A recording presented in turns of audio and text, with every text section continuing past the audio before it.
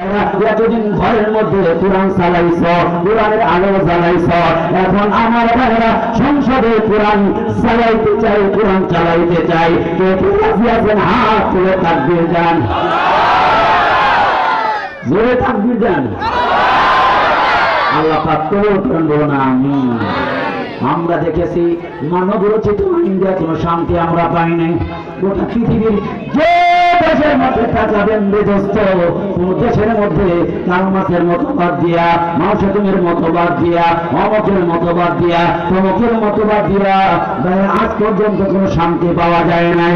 আল্লাহ পাক বলেন পৃথিবীতে যে কোনো কোম্পানি কোনো মাল যখন প্রোডাক্ট করে ওই কোম্পানি একটা ক্যাটালগ দিয়ে দেয়, আমি তোরে বানাইছি, আমি একটা ক্যাটালগ দিয়ে দিলাম, সেটা হলো কোরআনুল কারীম। ওই কোরআনুল কারীম অনুযায়ী যদি তোর জীবন চালাস, রাষ্ট্র চালাস, সমাজ চালাস, বন্ধু আল্লাহর কসম করে যায়